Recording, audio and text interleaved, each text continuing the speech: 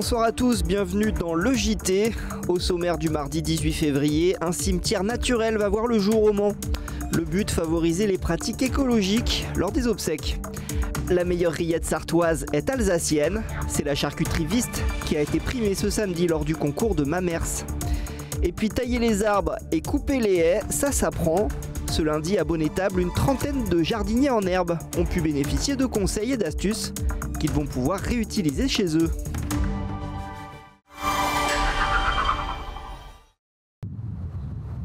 Au cœur du Mans, un cimetière éco-responsable se profile. Bientôt, cette ancienne pépinière du quartier Saint-Pavin va devenir une alternative face aux pratiques traditionnelles de l'inhumation. L'idée, c'est que rien ne vienne polluer la terre. Parce qu'aujourd'hui, quel que soit le mode de sépulture, que ce soit la crémation ou que ce soit l'inhumation classique, on est quand même dans quelque chose de très polluant. Dans ce nouvel espace funéraire, le respect de l'environnement et de la biodiversité seront les priorités absolues.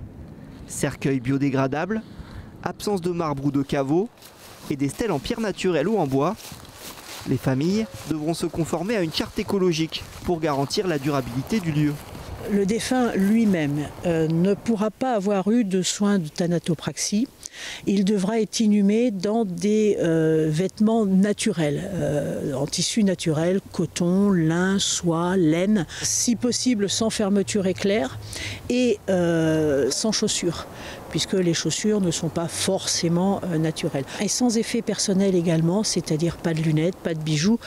En clair, tout ce qui peut être, il peut y avoir une déliquescence avec le temps.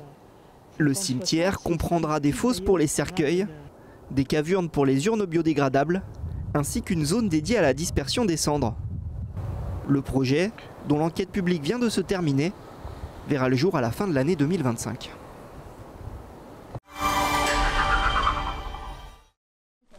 Une Alsacienne sur le pot de rillettes. Quelle taille de pot vous conviendrait? Petit, moyen, grand? Oui, le grand pot. Ce week-end, la médaille d'or du concours de Mamers revient à la charcuterie Vist du Mans, catégorie rillette artisanale, artisan charcutier.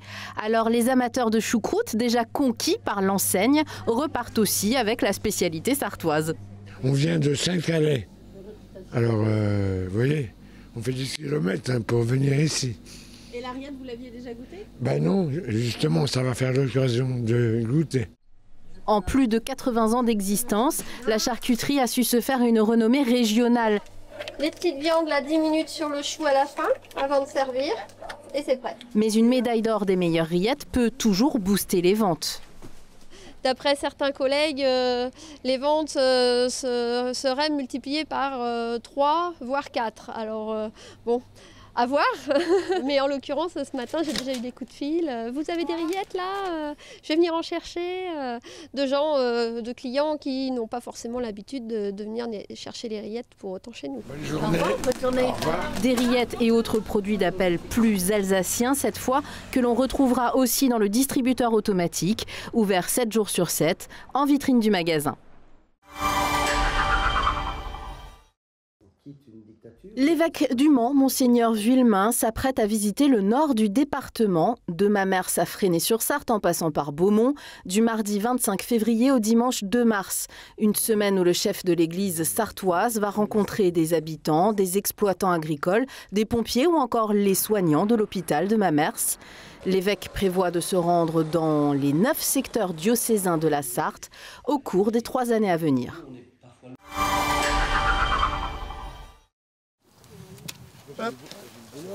Parfois, il ne faut pas avoir peur de couper. Tailler ces arbres et ces haies, c'est tout un art. Et en ce lundi après-midi, une trentaine de participants sont venus à Bonnétable pour recevoir des conseils lors d'un atelier organisé par le département et la Chambre d'agriculture. On a essayé de leur expliquer la nécessité de tailler les arbres, y compris quand c'est certaines tailles, comme notamment le recépage de végétaux de 2 ou 3 ans, était assez violent en termes de résultats, puisque ces arbres-là, on les recoupe à quelques centimètres du sol pour favoriser la formation de cépets, c'est-à-dire d'arbres qui vont démarrer à plusieurs branches dès la base. Ces participants ont déjà planté leurs arbres chez eux et ont reçu une subvention du département. C'est le cas de Christian, qui a planté sa haie champêtre il y a 1 an et demi et qui vient désormais apprendre à l'entretenir. Le fait de savoir comment faire le recepage aussi, donc les tailles de auger aussi, ça c'est des choses très intéressantes concernant la haie champêtre.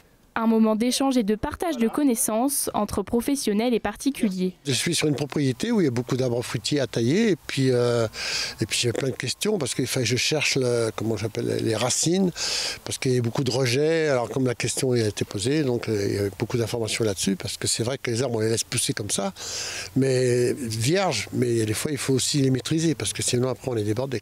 Cet atelier est l'arbre qui cache la forêt. Depuis 2019, le département a accompagné la plantation de 192 km de haies.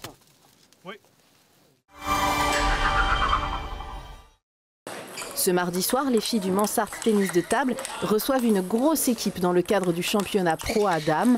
Dernier match à domicile pour la saison régulière contre Metz TT, quintuple champion de France, qui vient au Mans chercher une place en play-off. De leur côté, les Mancelles ont déjà consolidé leur 11e place au tableau et vont aborder sereinement la rencontre de ce mardi.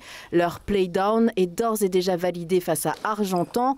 Mais avant de jouer leur maintien sur 2 matchs, aller-retour, fin février et début mars, elles peuvent bien faire le show ce mardi soir contre l'équipe de Metz. Rendez-vous pour le spectacle à la salle rue Garnier-Pagès à 19h30.